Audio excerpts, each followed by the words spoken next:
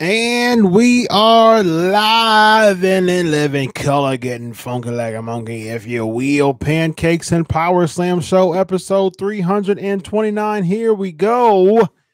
Once again, a special thank you to Kris Pavone, formerly known as Caylen Croft in WWE, talking about his friend Matt Cappotelli and how Cappotelli really helped him. So, once again, our thoughts and prayers. What's going on, everybody who's coming on to the chat room? I'm ready to have a lot of fun. Once again, our thoughts and prayers are with Matt Cappotelli.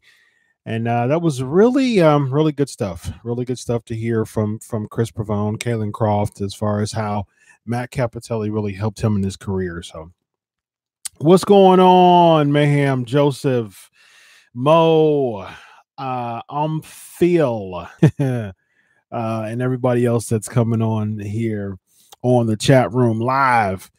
So for everybody who's on here now, let me give you a really quick trivia question. Here we go. What year was No Holds Barred released? What year was No Holds Barred released? You may not know who you are inside when life gives you the test. What's going on, kid? Someone most of 1980s. Yeah, that's true. 1980s. What part? 1980. What 1980? What? All right, ladies and gentlemen, let's get into it. Yes, correct. 1989, ladies and gentlemen. 1989. All right, 1989, ladies and gentlemen. 1989. All right, without further ado, we got so much going on. Let's bring in the co-host with the most, Evan Tech Proud. How are you tonight, sir?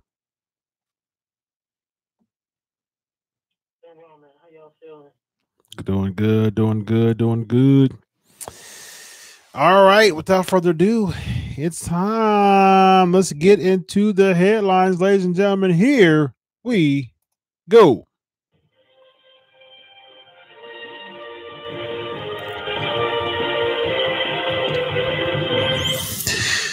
All right, we're going to hit the controversial topic early.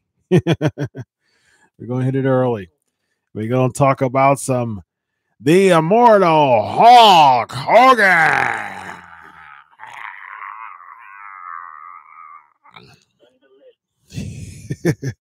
Thunder Lips and the Mega Powers. Oh yeah, I dig it.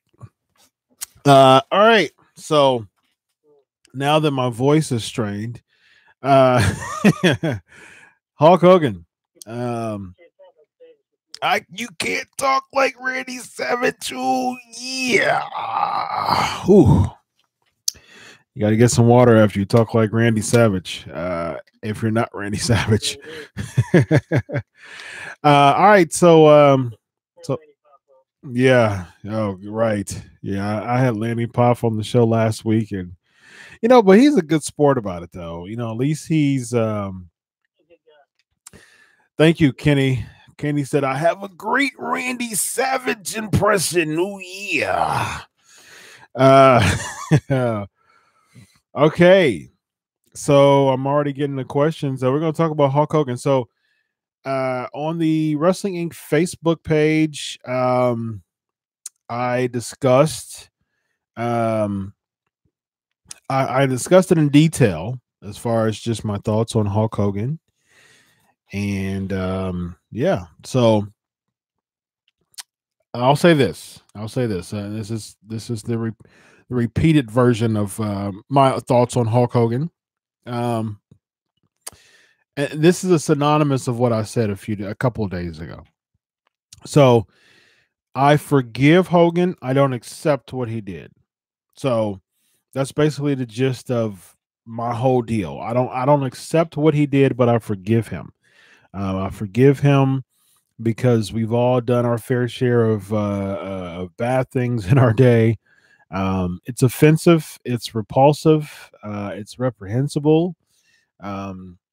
It's just downright terrible to use a racial slur. It's not. It will never be accepted. I will never accept the fact that you use a racial slur against my race. That's clear. That's clear and flat out. In addition to that, though, I forgive you. Christ forgave me, and I'm going to forgive Hulk Hogan. So those are my thoughts. What do you think, Evan? Yeah, we talked about this for about 30 minutes with my therapist on my show. I did a late show, so literally just got off air and was came on this other great show. I feel like this. Hogan should be forgiven for what he said. Is it right about what he said? No. There's been tons, and I'm not there mentioning names. I mean, you brother, we've talked about this off air, and I've told you the name. Yep. I've been backstage, at after parties, in hotel rooms, parking lots, all over with WWE legends, Wrestling Hall of Famers from all over the world that we done had on our shows and all over. And I've heard some things far worse privately than what Hogan has said. Was it right? No. But I feel like everybody should be forgiven. Christ forgave us. If you don't believe in Christ, then whatever higher power or deity, if you monotheistic. If you don't believe in Christ, now is a good time to start. Oh, yeah. Elizabeth. Deity, supreme being is Christ.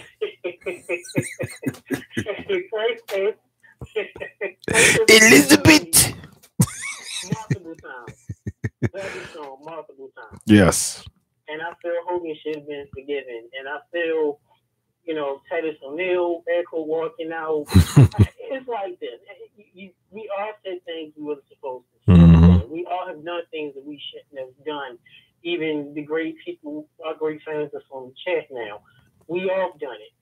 Man up, woman up, kitty up, teenage up, young adult up, senior citizen up. And apologize. That's what Hogan did. Yep. And I feel, why not? I mean, time heals all wounds. Me and you, Featherstone, have been in this business 5 to 6 years in media. You're a respected journalist. I'm not a journalist, but I'm a respected radio host in media. People in the business have forgave each other for far worse. Oh, yeah. Things. And I feel like it comes to time to give them and move on. Yeah. Titus O'Neil walking out, that's how he felt. As long as he don't get reprimanded, okay. So let's not all forget, brother, that Vincent Kennedy McMahon himself said that good old word. That's right. On live TV. Yep. To John Cena in a pay-per-view. And just to let you know, all powers that was in the backstage at that time were not happy. Yep. All I'm saying is, you get on Hogan for what he said, he apologized. What about the other times that it was said by other people? Yep. That's all I got to say. Yep. I think that pretty much says it.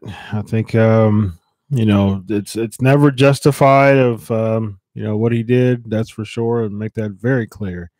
But I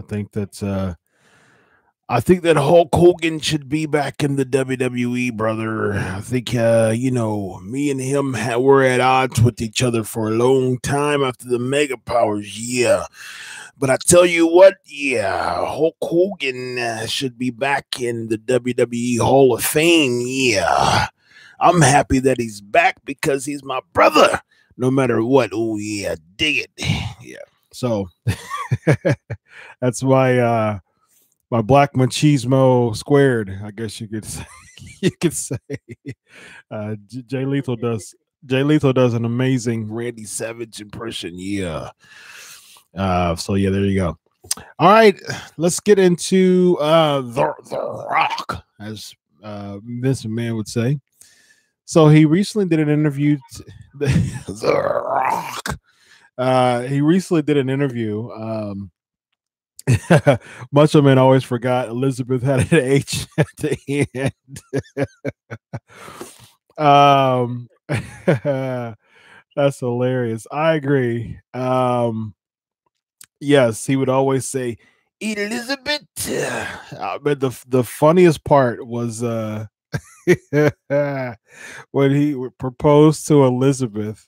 He was like, Elizabeth, Elizabeth, Elizabeth, will you marry me? And then Elizabeth was like, oh yeah. Classic WWE, ladies and gentlemen. Oh yeah. Um yeah, so funny stuff. I really missed the WWE the old days. There was so much awesome stuff, man. But yes, Attitude Era of The Rock. He wants to return to wrestling. You know, he's doing real big stuff with the $7 Productions. He's doing real big stuff with he's got John Cena. He's got a lot of stuff coming up with the $7 Productions, with his acting. He's so busy that he was supposed to be in the role that John Cena is right now, but he was too busy to take it. So he brought John Cena. So yeah, he wants to return to wrestling. You know, he said that he desires to have an in-ring return. WrestleMania 29 was the last time he had a full match. He had a 6-second match against Eric Rowan at WrestleMania 32.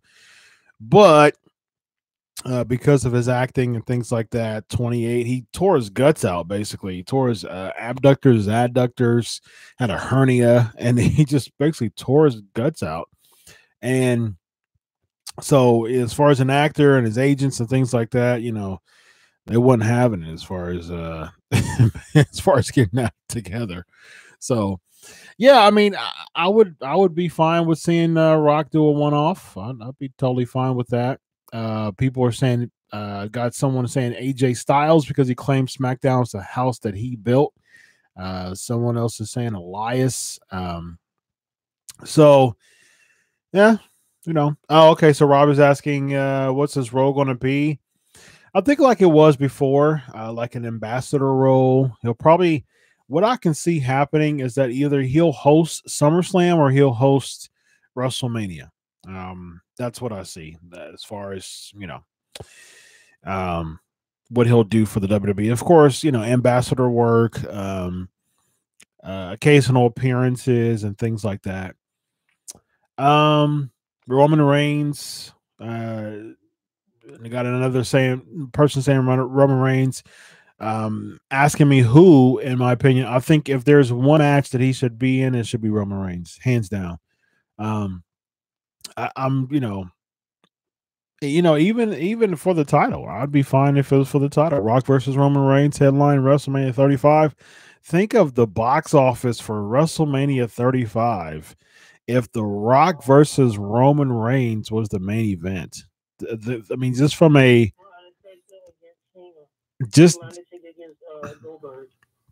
no, that wouldn't be the main event for sure. I don't see that match going fast at all. Yeah. Rock versus Reigns. Yay. Yeah, that will be amazing. This is the thing. The Rock. WrestleMania 27. I'm not sure you are at Mania 27. The Rock. That Mania came to be one of the worst. It was my first Mania. So it holds a sentimental part of my heart. But yeah, it had to be one of the worst Manias. Oh, it was terrible. WrestleMania 9. Yeah. WrestleMania 11. Yes. And The Rock was the special guest. He wore the same clothes he is in. Yes. The same fitted jeans, tight shirt. Yep. The Rock really keeps fans that love The Rock probably gonna get on me. I'm gonna catch heat for this. The Rock is cool. The Rock paces in the ring when he talks. He doesn't keep still. He writes his notes on his hand. I mean, look, you need The Rock. You have Hogan back. You need The Rock. If The Rock come back, cool. Just please make sure Rocky can wrestle in shape. The first few times you wrestle, you rip your butthole and your pec muscle and your eye muscle and your earlobe and your shoulder blade. He didn't gain like 50 pounds of muscle. Yeah. So I love The Rock. But just you come back, make sure you please be in wrestling shape. Yeah. I don't need you to get injured. Very true. Yeah. Skyscraper bombed in the box office. So did Rampage. Yep. Got a comment saying, I don't want to see Roman Reigns do anything. I'm anti-Roman Reigns. Well, you know what? That's too bad.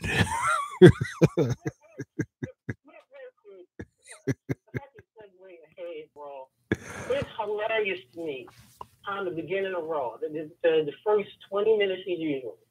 Everybody's coming out, interrupting. My angles in the ring. No one says he's lit.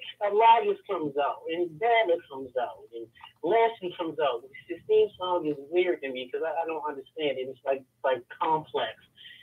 And no one says a thing. They get Roman Reigns come out. Yeah, that's right. It's the big dog. It's the big dog. Here we go. It's the big dog. So that would have been a perfect time for Booker T to be in the commentating booth. You have Michael Cole, experience the best moment of his night. It's the big dog, and then Booker T. Oh, here we go. that would have been the best 1-2 punch with Roman Reigns. It's the big dog. Oh, here we go. Oh man.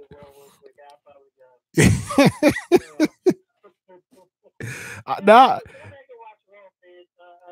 GHP network, GHP. Why is this utter silence? Everybody comes out.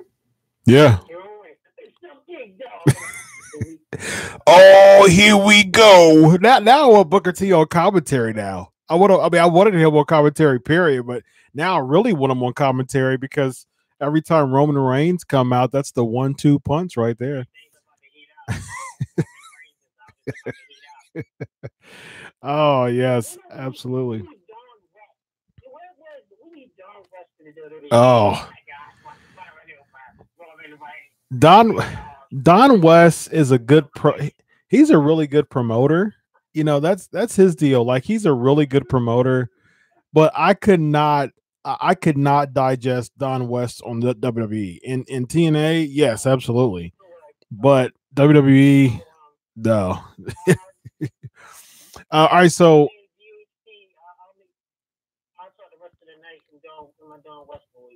oh goodness. So here's WrestleMania 11. So you had Edge defeating Alberto Del Rio to retain the championship. That was actually his last match, Edge's last match. Had to retire after that. Cody Rhodes and Mysterio was a really good match. It was about 12 minutes. I was surprised by that, actually. So yeah, and then you had the Big Show, Kane, Kofi Kingston, and Santino defeating the Core. Oh, it was a minute and a half. It was terrible. And then you had Orton defeating Punk. That was a solid match.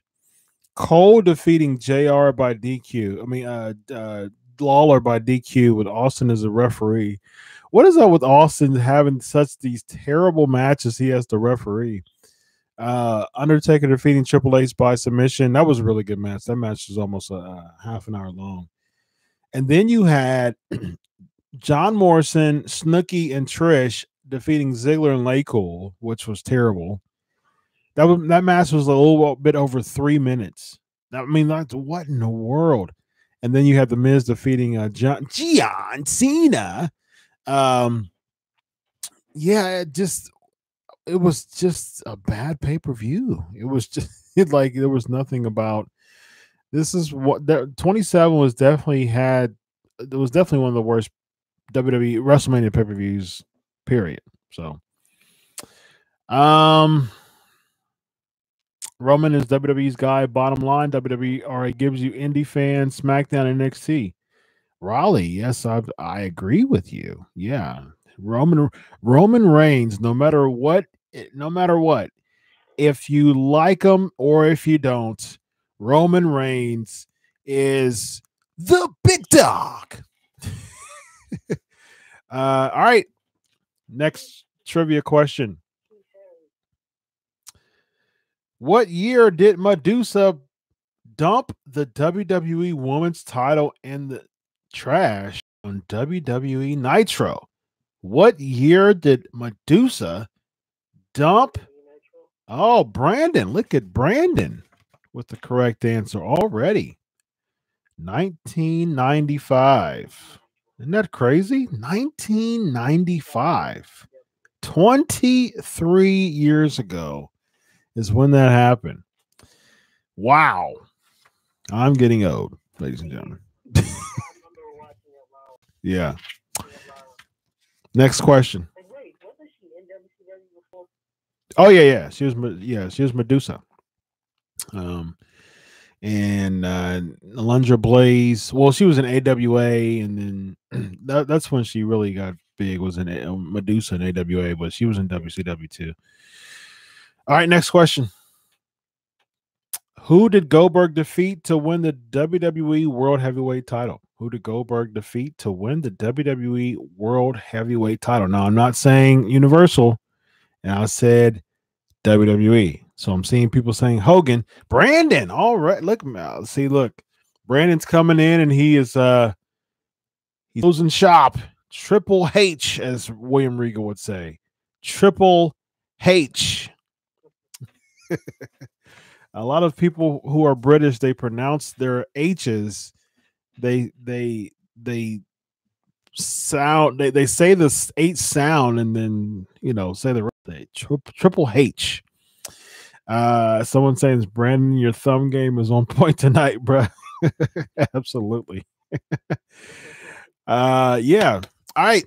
So let's talk about David Arquette. Speaking of back then in the 90s, David Arquette, Ready to Rumble. We talked about Ready to Rumble last week. This week, our flavor of the week is going to be the movie review. We're going to talk about Bodyslam tonight. How about that? Bodyslam. I watched it when I was a kid, and I watched it now. And I'll tell you how I feel about it. So we'll talk about Bodyslam tonight, featuring Dirk Diggler. What was his name? Dirk. What was his name? Dirk Diggler or something? Or not? Oh goodness. What was Bodyslam's? It was Roddy Piper and the guy's name. I don't remember. I'll figure it out. David Arquette. Okay, so Bodyslam. Dirk Benedict. That's his name. Dirk Benedict. Yeah, he was the promoter. Dirk Benedict. That's a funny name. It's a Dirk Benedict. He should be Dolph Ziggler's manager. Dirk Benedict and Dolph Ziggler. That's two funny names for you. Yeah, Rob. Yes. Yeah, we'll talk about that as far as the Bodyslam. I liked it so much as a kid, but we'll talk about that at the end of the show.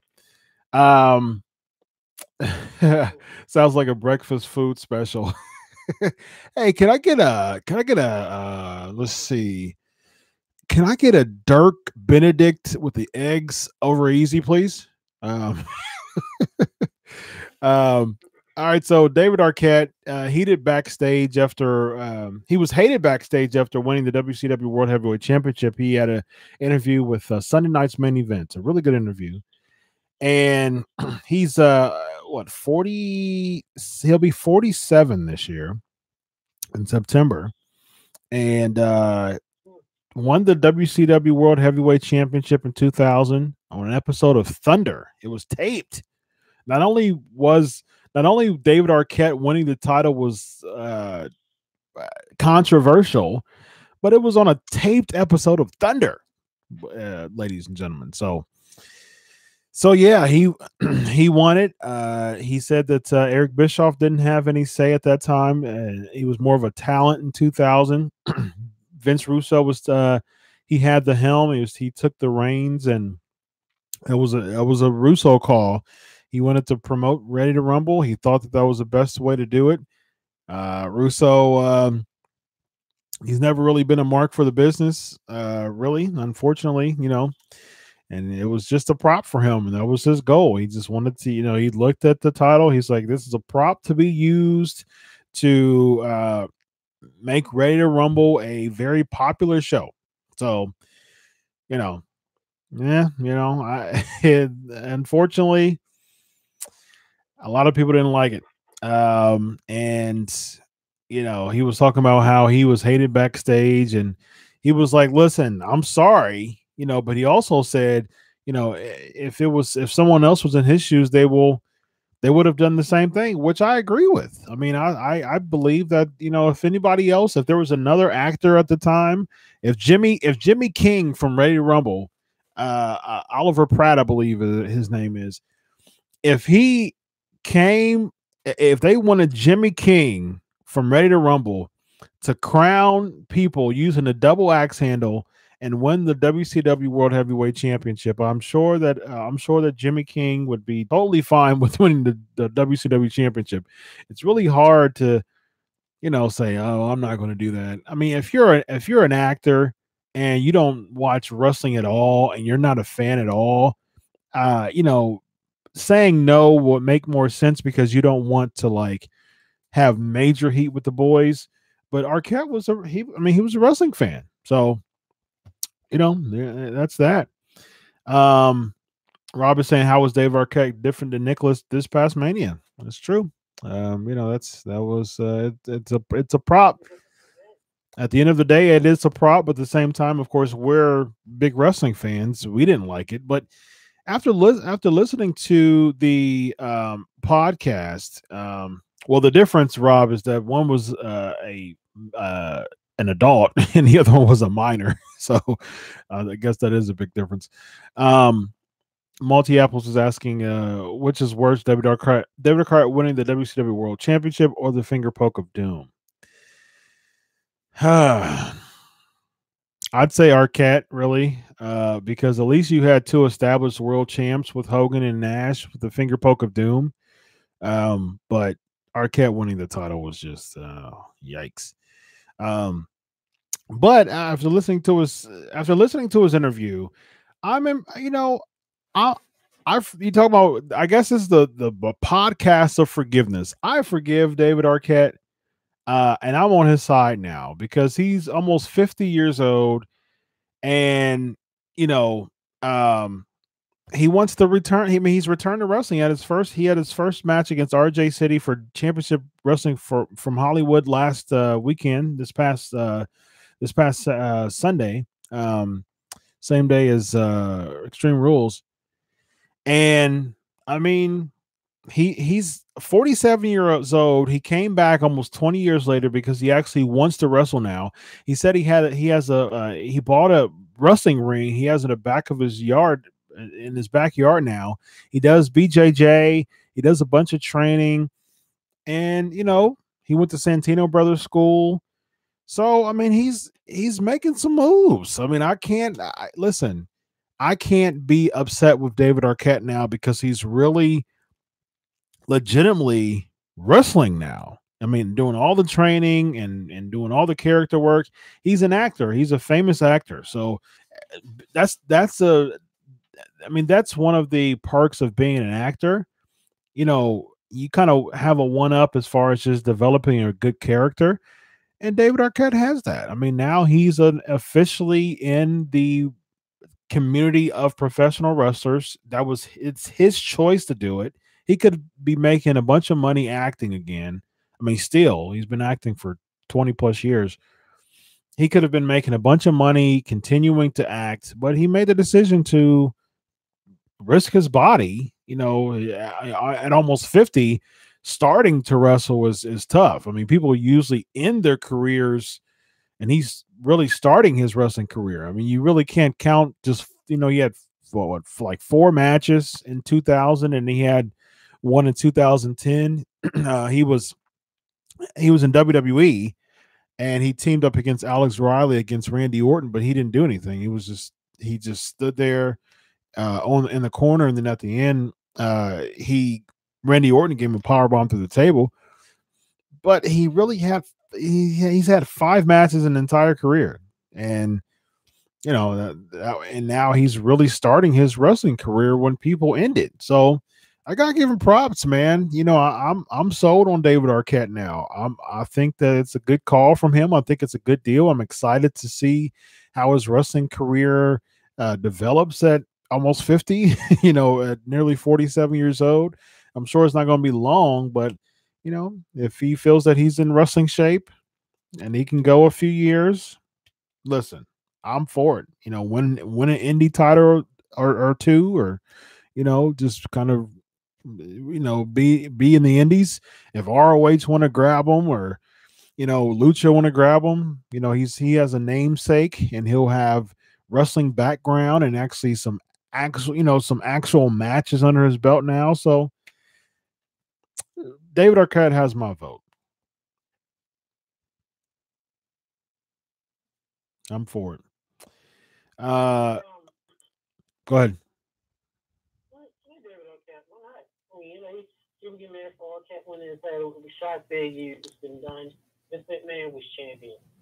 Yep.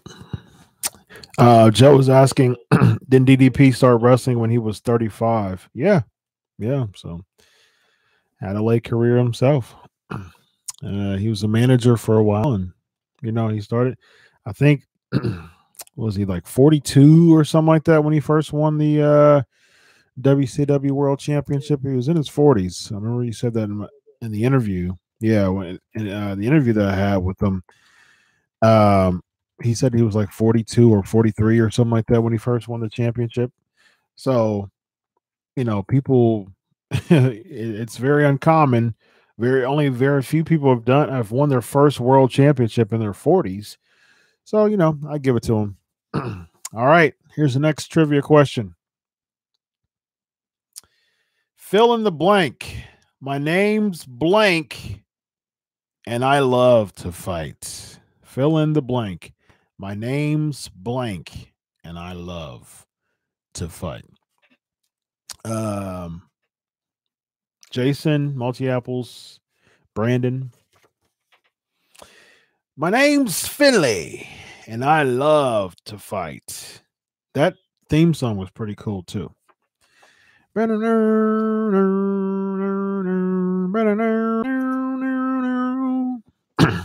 Finley, you know what, man? They really did a good job bringing back Finley for that little time. I think that, didn't he win the U.S. championship? Yeah. I think they did a good job. I was surprised that they actually booked Finley. I mean, that he actually came back, and he was just he was just a harsh, just really hard-nosed competitor. He's 60 years old now, and they brought him back, what, like in was it 03, 04, somewhere around there. So he was in his mid 40s when he came back, wasn't he? Wow. Yeah. Finley, Goldust, and William Regal should have been world champions. I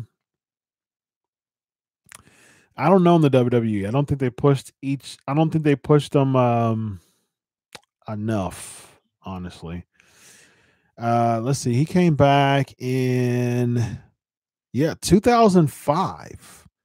So he was a trainer from 01 to 05. And they just decided to put him back on air. So yeah, that's really cool. I really like that. Yeah, he was absolutely.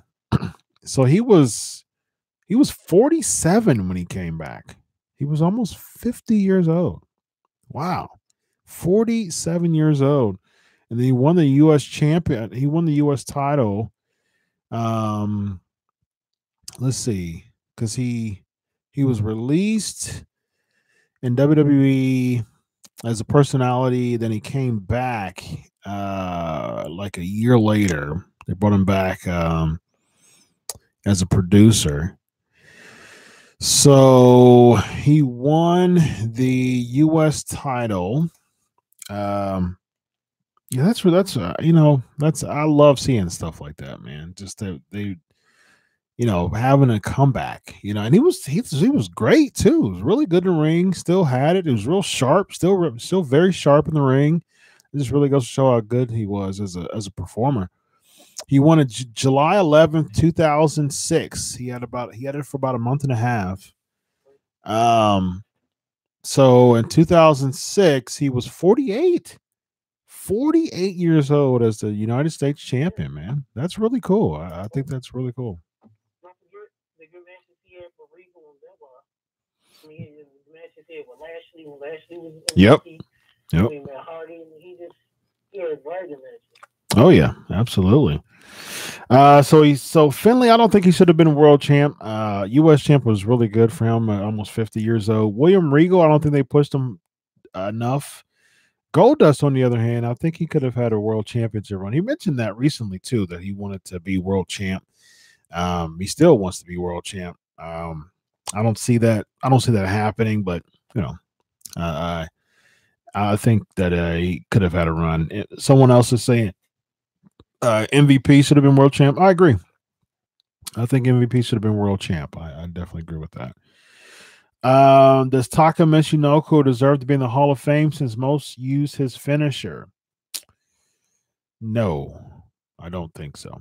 I don't think that Taka should be. I mean, he was a great he was a great personality for sure. But should he be in the Hall of Fame? No. I don't think he made an impression enough to be in the Hall of Fame. So all right, so let's get into Eric Bischoff. This is the night of impersonation. Eric Bischoff. He had a interview recently.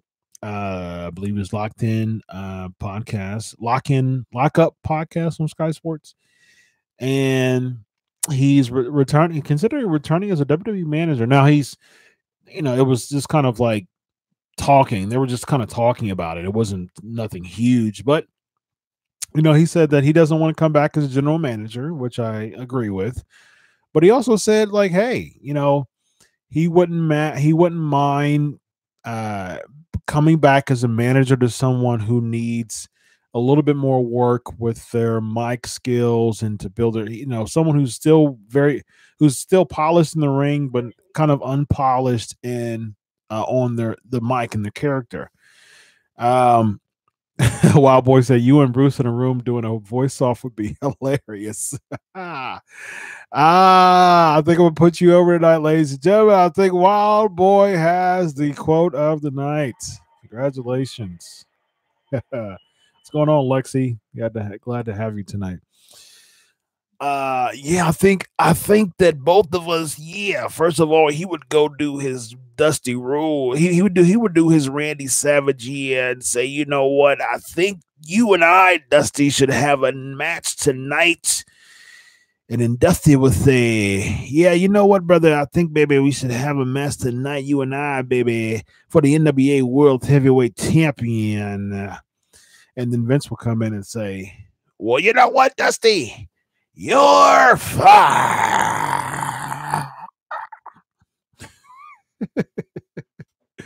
That would be a very interesting conversation between the three of them. And then Hulk Hogan would come in and say, hi. That's all he would do. All right, so let's talk about brother. Welcome back, brother. All right, so WWE considering I told you I was the third man, brother. I think the Authors of Pain would be good for Eric Bischoff to manage. So and if anybody I can think of, it would be the Authors of Pain. I can't think of really anybody else that's needs some polishing. No, no. I don't think that would click. I mean, it wouldn't fit. Bischoff wouldn't click, but yeah, I mean, Bischoff did great in a 3-minute warning. He really wasn't their manager. He was kind of like their, I guess, handler, if you will. Yeah. But yeah, I think So with that, I think ALP makes sense. So yeah, I think ALP desperately needs some help. I really think. I mean, they need some help like crazy, and without a manager, it's really tough. Multi Apples is saying, "It was me, Austin. It was me all along." All right, so here's a quick trivia question. What did Vince McMahon say after that? It was me, Austin. It was me all along. One, so he said 7 words. 8 words. 8 words. Yes. what did Ross say? Right. You can't say that on the show. And then you die. Now make Roman Reigns stronger. You're fired. No one knows what he says. Roman Reigns needs to join ALP and make a heel faction. Oh, that'd be interesting. I think but I think Roman Reigns need to be with Heyman. I've said that before. I'll say it again. So yeah. So no one knows what Vince McMahon said after that. I think I stumped the chat room, ladies and gentlemen. I think I stumped the chat room. No one knows. Or hashtag pancakes and Powerslams. What do y'all know it? There it is. There it is, Wild Boy. You well, I'll give it to you. I'll give it to you. It says you bought it hook, line, and sinker, but I'll give it to you. He says you all bought it hook, line, and sinker. Good job. Nice little nostalgia there. You all bought it hook, line, and sinker. All right, so WWE possibly having 2 WrestleManias in the same year. I think this is a bad call. They really want to expand their Australia thing and Saudi Arabia thing. Pancakes were 60 cents at IHOP today. Oh man. I did not know that. I would have had some breakfast there. I usually catch the free pancake day, but yeah, I don't know what it is though. All right, so yeah, I'm not a fan of 2 WrestleManias. I think that just takes away just the excitement of just preparing. You know what I mean. I just prepare, like we get excited about that once a year. You see all these things here. You see all these logos here in the back. That's the history of WrestleMania. And you go back to here, WrestleMania 1, and this right here is way too prestigious to say I want more than one a year. This is 30 plus years of WrestleMania logos here. And why would you want to do that twice a year? I think that's a bad call. You don't want to do it. It's too much. I mean, we already have so much wrestling as it is. Yeah. WWE has at least one pay-per-view a month, and not even counting the NXT takeover, the NXT and RH and New Japan. Which, we all love pro wrestling, but it's like that's too much. There's no 2 Super Bowls, there's no 2 World Series, there's no 2. You just need 1. Yeah, that's all you need. That's exactly right. Yep. The value having 2 majors. I totally agree. There's not 2 Super Bowls. There's not the greatest Super Bowl. There's not the greatest World Series. the greatest Stanley Cup. Like, why would you like you're um you're promoting WrestleMania as being like the biggest WWE event of the year and wanting it to be, compared to the Stanley Cup and um the World Series and um the NBA Finals and the Super Bowl. I mean, why would you have two of them? It dilutes the mystique, it dilutes the thrill of it. They don't need to call it UK, call it something else. Actually, I 100%, 100% agree with that. Rage in the Cage. That sounds so much like a WCW, baby. That sounds so much like a WCW event. At WCW, Rage in the Cage. That's my Tony Schiavone right there. We've got to go. We're out of time. Rage, yeah.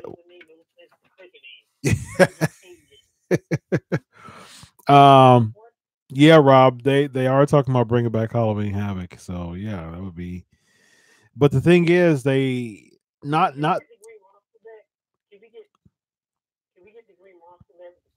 Oh no, no way.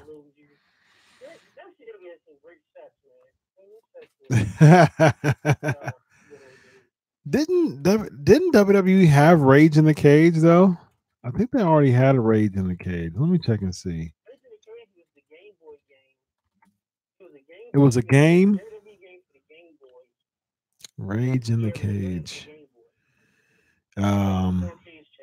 Yes, Rage in the Cage. Released December 21st, 1993 for Sega. Sega. Wow. Rage in the Cage, 1993, ladies and gentlemen. Yeah. So it was a video game. So I'm sure they own the rights to it. That was the name, Rage in the Cage. So why not? Why not? Rage in the Cage. Bring it back. Rage in the Cage. That's the UK event. That's the UK WrestleMania. Rage in the Cage. All right. So next trivia question. What year did Kerry Von Erich win the Intercontinental Championship? What year did Kerry Von Erich win the Intercontinental Championship? No, Lexi, we haven't done Ask Kris, but we'll do it now. Hashtag Ask Kris. If you want to ask me questions, go for it. Hashtag Ask Kris. I'm going to put this here in the chat room. Hashtag Ask Kris. Most important thing they need to bring back is Saturday Night's Main Event. I agree with that. I missed that theme song. Jason, good job. 1990.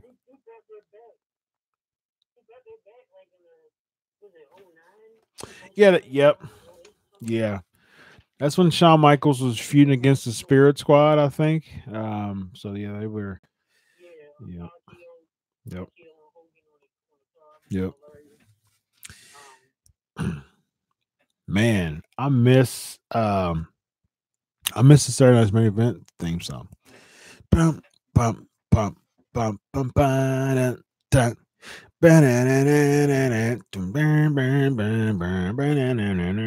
yes, that was just an amazing song. I miss I miss old school WWE theme songs. I think they had the coolest theme songs in the world, and I really miss those theme songs. To me, and I was telling JJ doing this, we was riding on truck Thursday. 350 Days, by the way, great movie. Please check it out. Yes. I gotta give a little shout out to them guys. The two best theme songs in history for this show. The War Games intro with the music. Look it up. GHP, I'm sure you will. Just type in War Games theme. The music they played in WCW when the cage went down, it was going over like all 80 pages for the rules of War Games and the MS Microsoft Word document. And the old school Royal Rumble. The Royal Rumble. And then Vince McMahon or Lord Dr. Hayes on the voice of the work of me and Gene. T-Bus things is history to me as far as shows. Mm. When I hear that now, we are grown men with families and kids and going back at this, as y'all call it, mark out in my soul. So, you feel it in your loins. Yeah. That's my opinion. The War Games team and that old school Royal Rumble. And I actually, trivia, I actually had some of the production teams that WWE used to do. Back when they used to have them opening videos, 30 seconds to 1 minute videos we used to always do last Monday, last Friday. I used to love those. Yeah. I tell you what, those intros on the video games, I think no intro is better than Ahmed Johnson's. I think that he just when he was on what was it, Attitude that he was on? And oh my goodness. He was on Warzone. Oh yes, Warzone. And it was the cheat where you used to everybody had like 4 or 5 like promos. Yeah. Yep. And you never knew what in the world he was saying. Yes. Oh man, goodness. Let me see if I can pull it up on my phone or something like that and play it. I have to play it. I have to play it. Let's see if I can get it. He really.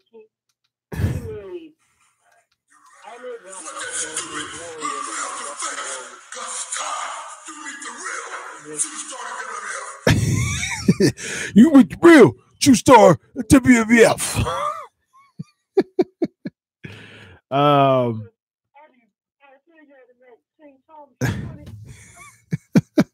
I tell you what though, I think we talked about. I think we did some flavor of the week before as far as like worst promos, but oh man, Stone Cold Steve. Oh goodness, what did he say? Steve Austin, Stone Cold. He said, what you did was you step into the zone, my zone. You see, my zone is kind of like an end zone. Once you're in there, you score. He's like, Monday night, look out, cause I'm coming to get you. Matter of fact, I think I have it right here. Almost became Intercontinental Champion. Your efforts thwarted again. What about it? 316. What you did by putting your hands on me was entered the zone. My zone. See, my zone is kind of like an end zone. Once you're in there, you score. So you just scored on me. So now it's my turn to Score on you. So Monday night, Look out. cause I'm coming to get you. Oh my goodness.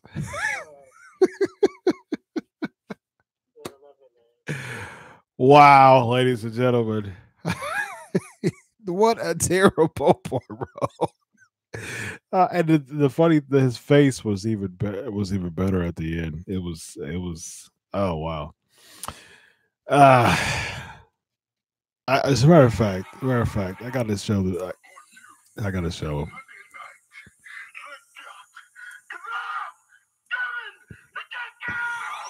I just showed it to the video.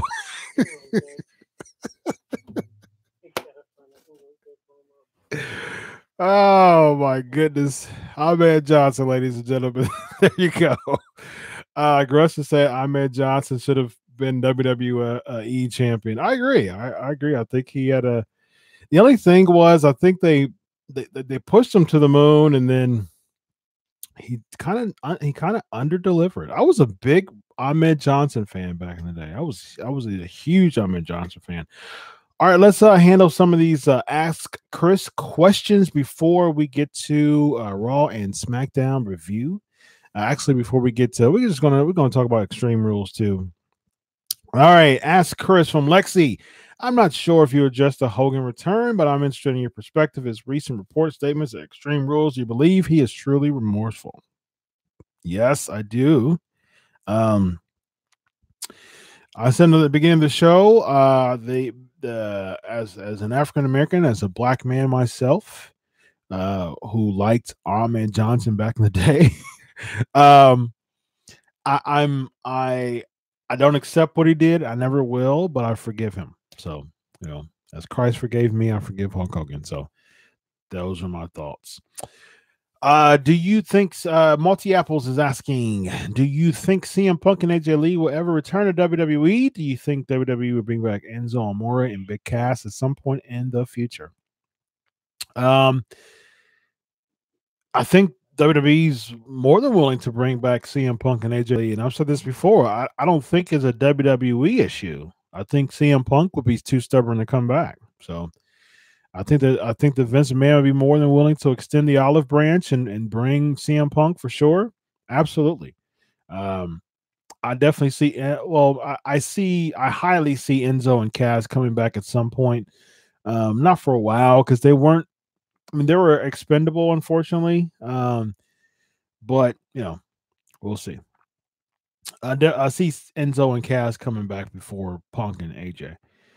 Ask Kris, do you think WWE sign and put Dixie Carter as a manager for a wrestler or general manager? No, I don't see them hiring Dixie Carter as a manager. She's, she was sitting on the money from Panda and,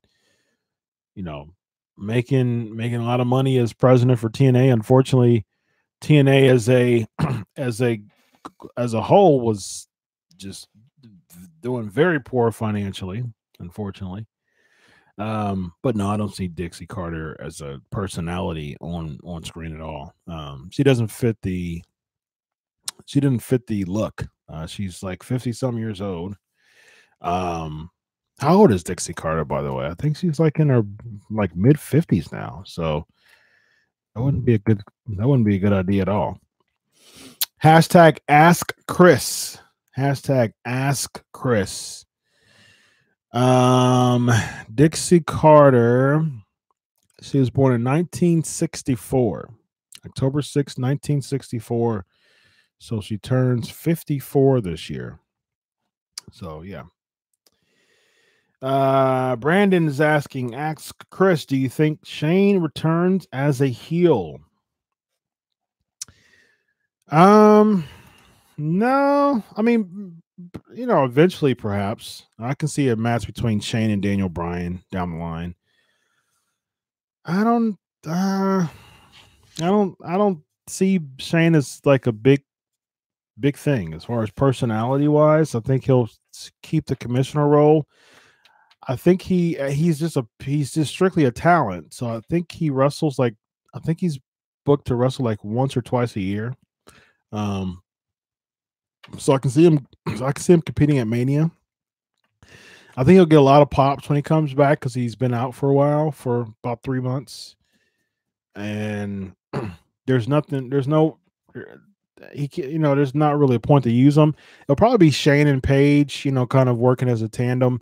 I can see Paige be a heel before Shane, and maybe Shane kind of comes in and kind of evens up the score with that. But I think Paige has actually been doing a pretty good job as GM.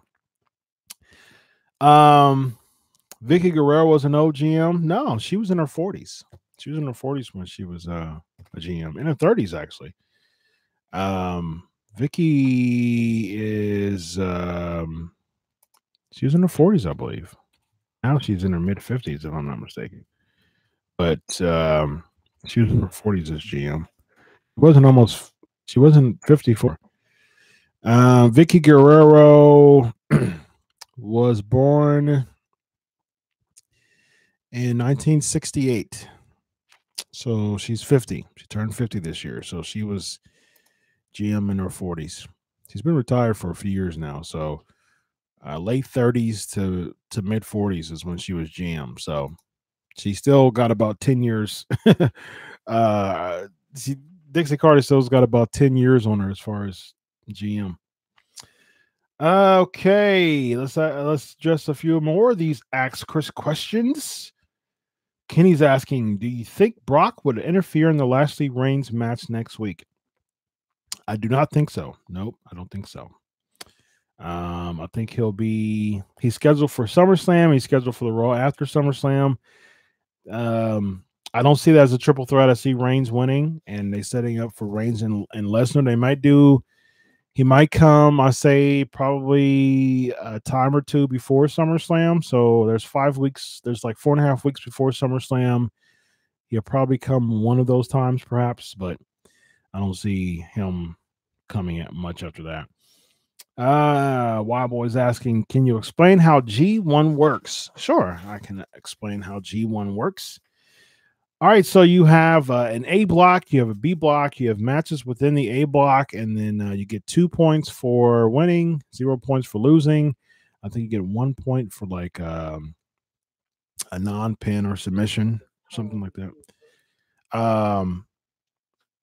And then basically you have matches throughout July, and the winners of the 2 blocks with points, as far as the most wins, whoever has the most points with A block and B block, they go against in the finals, and the winner of those gets becomes number 1 contender for Wrestle Kingdom. So that's how the G1 works.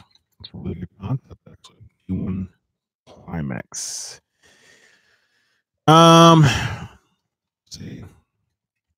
Let's see what else we got here. Who else we got? Brandon's asking, will Lex Luger ever get put in the Hall of Fame? Yes, I believe so. Multi Apples is asking, do you think Brock Lesnar will leave after the Raw after SummerSlam? Do you think Paul Heyman will leave the same time Brock does? I suppose both of them will leave, but I've said before, yeah. So 1 point for victory, 1 point for a draw, 0 for loss. Yep. 2 points for victory, 1 point for a draw, and 0 for loss. So, yep. I'm gonna be with Roman Reigns. So that's my story, and I'm sticking to it, ladies and gentlemen. All right, so let's talk about Extreme Rules. What are your overall thoughts on Extreme Rules?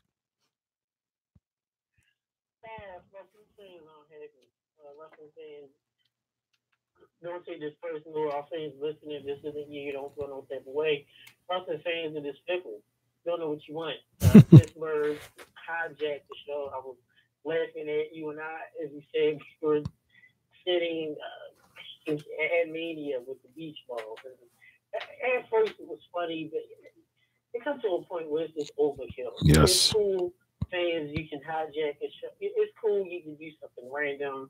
That's fine. But when you go to the length that Pittsburgh did, it's like, I thought Extreme Rules was, and I think we said this last week on the show, it really was shocking. All my predictions was just about wrong. It was, Lashley defeated Reigns, which people thought Reigns was going to win. The B team won the tag team title. Yeah. Nakamura, which you predicted right now, got wrong, won the US title. Extreme Rules wasn't cookie cutter. It wasn't like, oh, it's WWE, so they're predictable. Right. It was not. It was great to see the IC title. And I'm going to say this again. The IC title. Main event in pay-per-view. Yep. And shout out to Reigns. Shout out to Rollins and Ziggler. Who bested their tail in a very good match. And a lot of fans are mad about the ending. Guys, come on. You forget it's still storytelling. Yeah. It's more money in the chase than it is when you win it. Rollins was IC champ. Ziggler, this a few months ago, Ziggler was in purgatory. He was just lost. Oh, yeah. Now, it was Drew. It just looks great. I thought it was a solid show. I thought it was funny with the fans hijacking it, and it got so crazy during the main event. And I'm like, come on. Yeah. And he could clearly hear and South, I'm sure, went by where they were talking, and it was like, dang, this first minute conference up there. And stuff was like, yeah, that's why they should have kept it up. So I thought it was a solid show. I enjoyed it because it was unpredictable. Yeah. It was unpredictable. Yeah, I think it was a solid show, like a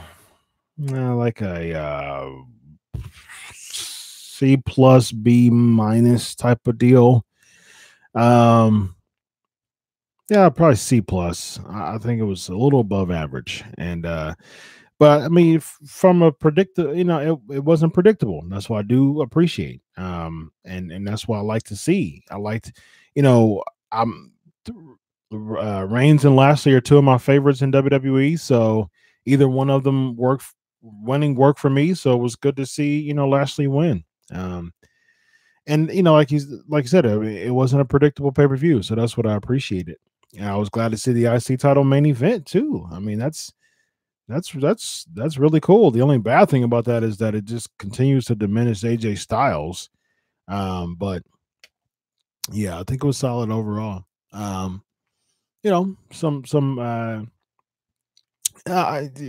Randy Orton, it's like he's starting to become like the Big Show of today's WWE. Just all these face and heel turns. It's so funny because he's won almost as many titles as John Cena, and he started the same year as John Cena. But for some reason, Randy Orton, I like Randy Orton over John Cena, but for some reason, for some reason, John Cena feels like a much bigger star than Randy Orton for some reason. It's just one of those things that I don't know.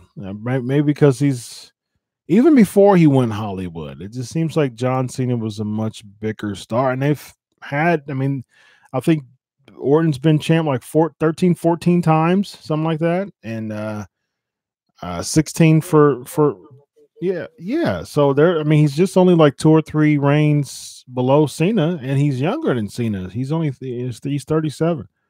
So 38. He's 38. I think he's about to turn 38. I think it's because the company, Orton did more than just winning championships. Orton was more versatile. He was world champ, WWE champ. And he also did tag champs, Real RKO, the Legend Killer. He was like a utility guy. Yeah. He could be main event. He could start the show. He could be in the middle. Plus, the company, the machine wasn't fully. Randy Orton will be a legend. He's great. Yeah. But the machine never was behind him as he being the number one guy like Cena. We've seen Captain 4 Kids. Cena has never won an IC title. He probably will never. Cena was the man, and he was nothing less than main event. Cena wasn't going to feud with Cody Rhodes or you know what I mean? Yeah. He wasn't going to feud with. If he wasn't main event, Cena wasn't going to feud with you. Because WWE, he was the man. Yeah. And like I said, that's why Cena always felt as the biggest star. Because like Orton, like you said, is younger, been around longer. Cena won just as many titles, but Orton never was. He was in pop culture, but the machine just wasn't behind him. Behind him as the number one guy. Right. It was never the number one guy all the time like Cena was. True. Yeah. He was the number one guy, but then he could use you here. So I think that's why I prefer Orton over Cena. That's me, but yeah, I do too. Yeah. Yep. Lexi's asking, a lot of the wrestling commentators have been blaming the crowd for ruining this event. Do you think that the crowd could possibly be emulating the sentiments of a growing number of viewers? No, not really. I mean, listen, if you're going to watch wrestling, like, period. If you don't like the product, don't watch. I mean, simple as that. Like, I make a living doing this. So, I mean, I'm not a big fan of the product, but I love New Japan. I like Lucha. I like, Impact is okay. I really like what Sami Callihan's doing in Impact. He's probably one of the best heels in wrestling right now. And Ring of Honors continues to remain solid. So the product as a whole is doing fantastic, I believe, but WWE is not doing very well as far as drawing my interest like it could. I know that they can, but they're just not. unfortunate part is I think that a lot of, like, for instance, Lashley and Reigns was actually a pretty good match, but the fans crapped all over it because that's not who they like. That's just petty to me. That's ridiculous to me, because you're ruining a good match. You have two people who are out there busting their butts to make sure that, you know, they give you a good quality product.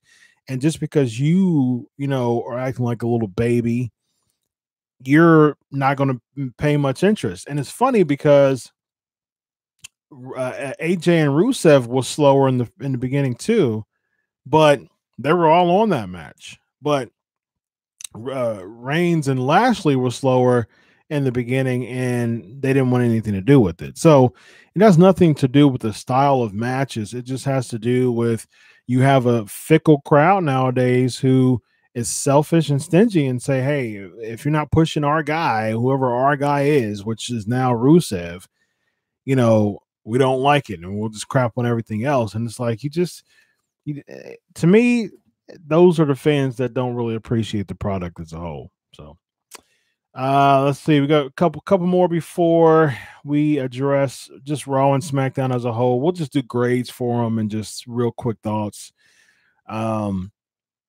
Let's see, I saw another Ask Kris question. I know it's here somewhere. Okay. Who do you think, Wild Boy, who do you see Lashley facing at SummerSlam? I hope it's not a triple threat. I really hope. I can see that happening. I hope it doesn't, but I can see Lashley facing someone like a Strowman. I'd be okay with that, but I'd prefer them. I prefer them to book Lashley as a babyface, really. And Strowman's a face too. You know, it's really maybe Elias, maybe someone like an Elias or something like that, just to kind of, you know, like for filler, maybe. But it'd probably be triple threat. I really don't want to see that, but I can see that happening. Brandon's asking who will beat AJ for the title and when. I can see Joe beating at SummerSlam. Gross is asking, what would the business be like today if WCW never went under? Oh, goodness, that's a flavor of the week. So ask me that next week.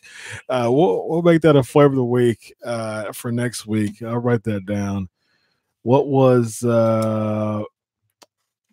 the business be like today if WCW never went under? That's what we're going to talk about for the flavor of the week next week. So thank you for that, Gruss.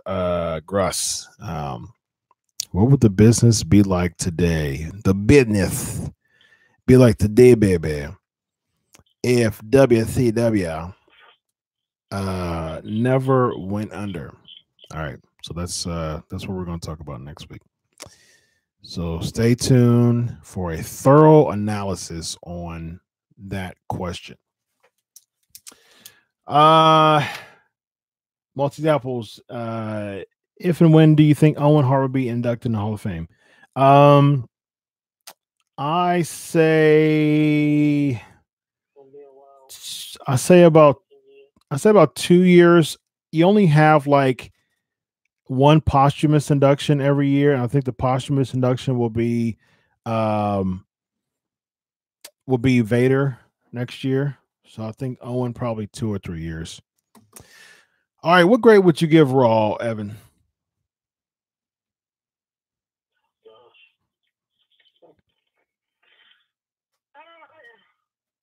I thought Raw was okay.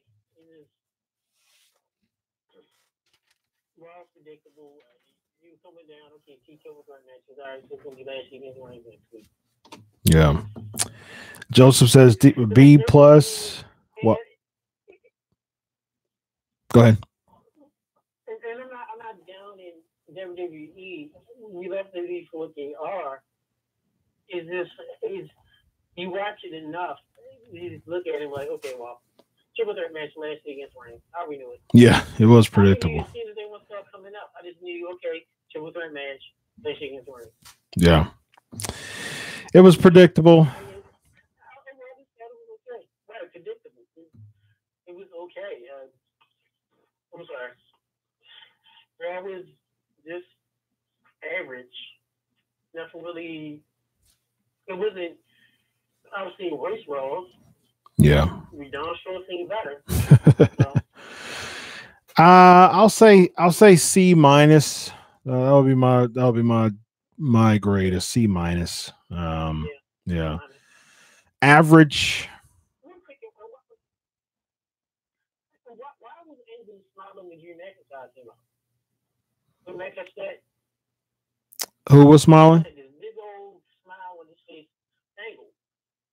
When Drew came out, before everyone else came out, Angle had this big smile on his face.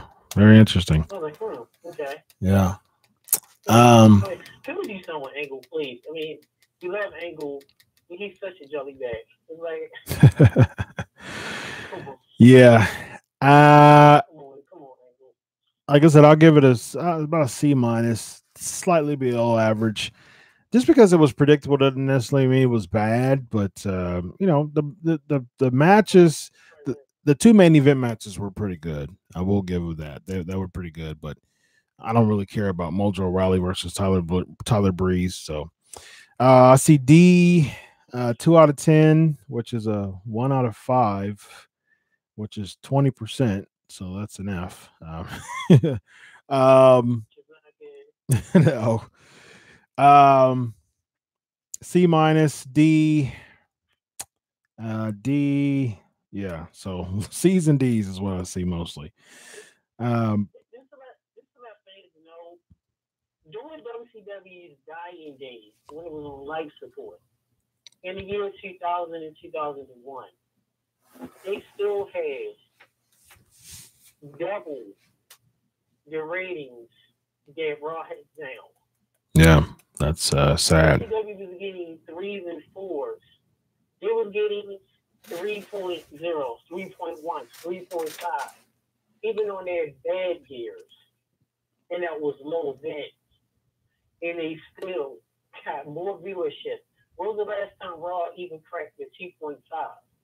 Gosh, if Raw hit a 2.8, Glory Days are here again.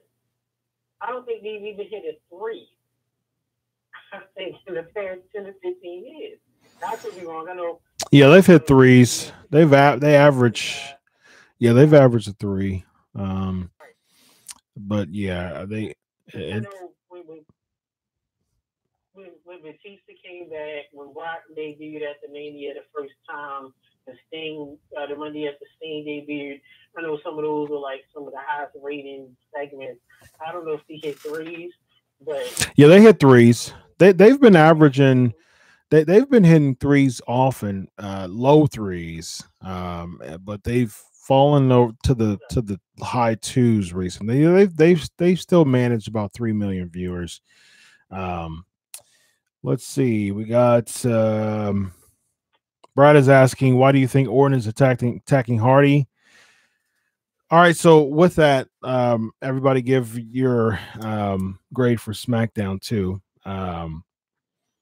SmackDown was a lot more intriguing this week because it was a cliffhanger, and so I think he's attacking Hardy because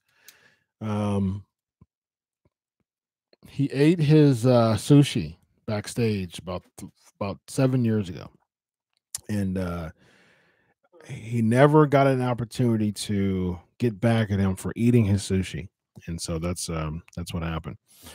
They'll probably come up with something just off the wall as far as why is he attacking him. It doesn't make sense to me because it would make sense if Orton was feuding against Nakamura. I mean, I don't understand that, but it seems like we'll get Orton Hardy, but it seems like Hardy just needs some time off, though. I mean, he just looks rough. He even said that in the beginning. Joseph's asking thoughts on AJ versus Almas. I thought that was a very good match. It to me it seemed like a SummerSlam US Championship match. That's what it had, that type of feel to it. They just and that opened this. that opened the show, though. That's like they were just really booking AJ Styles to not look like a star. I don't like that at all. If I'm not mistaken, who's the WWE champion? The WWE champion is AJ Styles. AJ Styles, right? So why the WWE champion doesn't always have to end the show. The way they've been booking AJ Styles, horrible. Oh yeah. Like, when's the last time AJ Styles made it in SmackDown? It's and that's the sad part. I mean, he's had matches with Nakamura, but they just haven't made him look like a star. That's really unfortunate. Good to see Naka move on to 8 titles rematches. Yeah, very true. And AJ haven't even Wild Boy said or a pay-per-view. When's the last time he made it in a pay-per-view? That's a good point.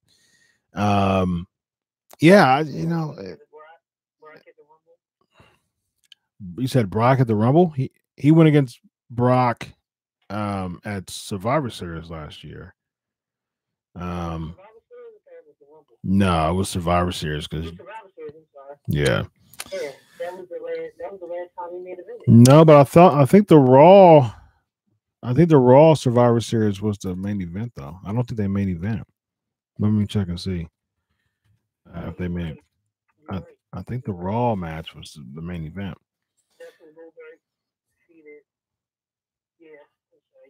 That was 2 years ago when Goldberg won. When Goldberg defeated that was 16. Survivor Series. All right, so I'll give SmackDown a B minus. I think it was a pretty solid show. Yeah, I give it a B minus.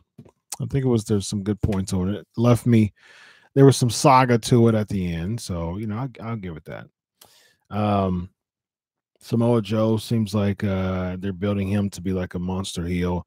Good to see R-Truth back. He makes me crack up every time. The whole thing with him being on his Bluetooth and Dillinger thinking that he was talking to him.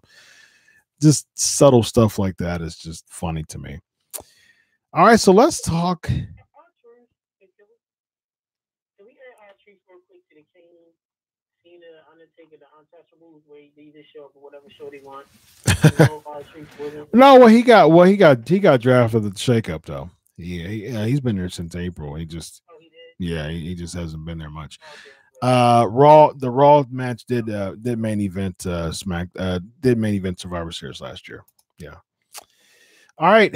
So any more Ask Kris questions? #Ask Kris. I'll address a couple more of them, but in the meantime, let's hop into the flavor of the week real quick. It is now time for the flavor of the week. Bodyslam, ladies and gentlemen. Bodyslam. 1986. Roddy Piper. So you got the guy Dirk Benedict. He was down on his luck, so to speak, and start off with him getting his car repoed and owing a lot, trying to go to the auto shop and owing a lot. So he's trying to recruit NBA Live or NBA 2K. I mean, I haven't played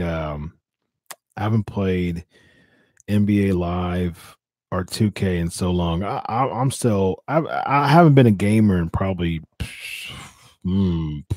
15 years or so. I always played I used to always play the NBA Live, but I haven't been much of a gamer. I got a wife and 3 kids, ages 8 months to 6 almost. So my video games is watching them run up and down every day. Although I did get my son to play. My son loves playing No Mercy on 64. He loves that game, so he's like hooked. but yeah. So 1986. All right. So let's see. We got a couple more. Were you more of an Brandon's asking? Were you more of a ECW guy or WCW guy? WCW for sure. I liked ECW, but I was WCW guy. Multi Apples is asking, when do you think Triple H will take over Raw and SmackDown? When Vince McMahon dies. Life sucks and then you die. But it seems like Vince McMahon, he's 72 and still in good shape, and we'll see.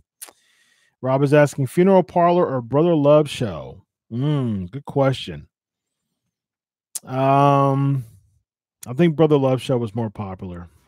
I'll go for that. I'll do Brother Love.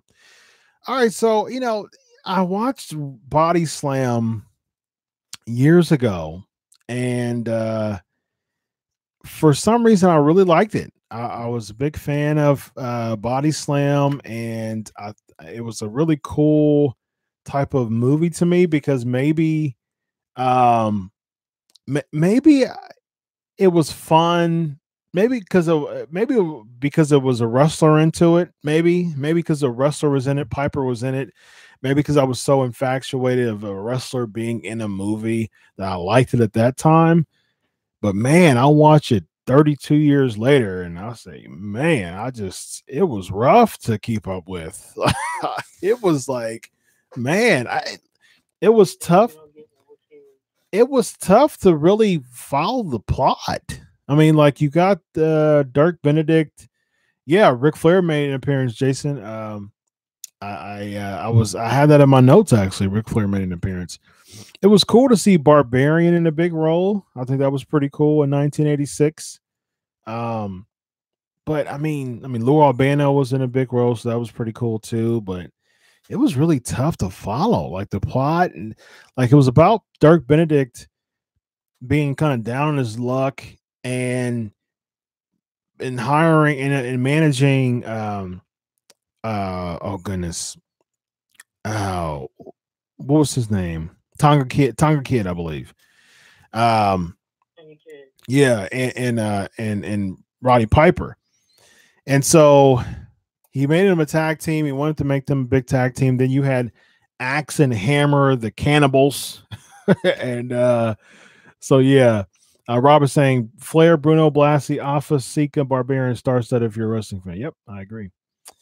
Yeah, so I mean, yeah, it was just kind of tough to follow to me. Like it was just there was nothing. And then I mean they beat the crap out of Piper, and then at the end, they were trying to kind of build themselves up to go against the Cannibals again. Dirk Diggler had to dress in drag because he didn't want to be seen because he owed people money, and he, I just wasn't really into it, honestly. I watched it today. I watched No Holds Barred, and I was excited, and I watched Ready to Rumble. I was like, oh yeah, I still like both of those movies watched in the past couple of weeks. But I was like, man, just kind of to me, just kind of blah. It was hard to keep up with the plot. And I was disappointed. I really was.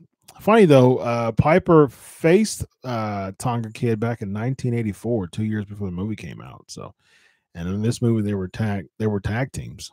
So pretty cool stuff. Yeah. So I don't know if do you ever watch Bodyslam? I didn't get a chance to watch it for the show. Like I said, the last time I watched it was as a kid. I did look over some highlights on YouTube, and like you said, I forgot Barbarian was in it. Yeah. Just certain things as a kid, you're like, wow. And as an adult, you're like, man, it's just it's bad. But it's later times in life, you get over the set. Yeah. I prefer watching movies over WWE show movies anyway. Yeah. Like the Marine 8 with Shawn Michaels. I want Shawn don't remember if it was a Hill. Was it Marine 8 or did it condemn 2? Whatever it is. Yeah. Marine 15. So we'll do one more. We'll do the what would the business be like today if WCW never went under. We'll do that. But storyline the movie is just as straight as it gets. It was just a test to see if Piper can make money acting. Yeah, I can see that. So all right, so follow at Kris Prolific. And let me know what movie like 80s movies, 80s, 90s movies that's wrestling related, PG or PG-13. Give me a movie that follows credentials, a wrestling movie that you guys want to talk about next week. We talked about 2 weeks ago was No Holds Barred. Last week was Ready to Rumble. This week was Bodyslam. So if you can think of like a PG-13 movie that was in the 80s or 90s, I'll watch it and we'll review it next week. And then we'll talk about the WCW, baby.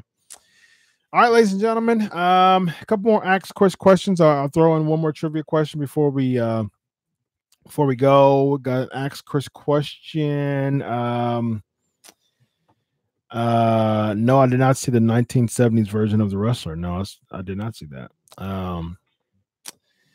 Why WWE buried Taz? He said a lot in this. He said that if he could point out one incident that caused him his push to be on halt was when he did that suplex against Kurt Angle, that he actually flipped over. They weren't happy about that backstage. So, and as we saw, he wasn't very successful with that. He won a tag team title, but wasn't very successful to that hardcore championship too. Will Miz be WWE champion again? I mean, he's what, 38? He's probably going to be in the business for at least another, 6 years, 5, 6 years, 7 years, maybe even. So yeah, I can see him being champ again. He's a good heel. I think he has that mid-card feel to me. There's something about Miz that just don't connect as a top guy, but I can definitely see WWE rewarding him as a, being world champ as a sign of his dedication to the company, which I will give him that. He's very dedicated to the company. So, all right. Let's see if we got any more Ask Kris questions. Let me ask one more trivia before we go. Here we go. Sunday Night Heat ended in 2008. What year did it debut? Sunday Night Heat ended in 2008. What year did it debut? Someone saying Miz doesn't connect because of his moveset. Perhaps. Nope. I see 99. I see 2001. Nope, that's not the correct answer. So, are we going to leave the show tonight? There you go. There you go. Gruss, Wild Boy, good job. 1998. 1998. 10-year run for Sunday Night Heat. All right, ladies and gentlemen, I think that's going to wrap it up for episode 329. As always, so much fun. Thank you so much for the chat room. Thank you so much for Twitter and Facebook and all of that wonderful stuff. Follow me at Kris Prolific on Twitter. Follow the show at Crave Wrestling. And until next week, ladies and gentlemen, thank you all for joining us live. Thank you all for joining us not live, but I'll tell you what, if you're watching this not live, come join the chat room live because we have a lot of fun every single week, and we have a great time. So until next week, ladies and gentlemen, enjoy your week of wrestling. God bless, and always remember, I do it for you. Have a good night, everyone. Bye-bye.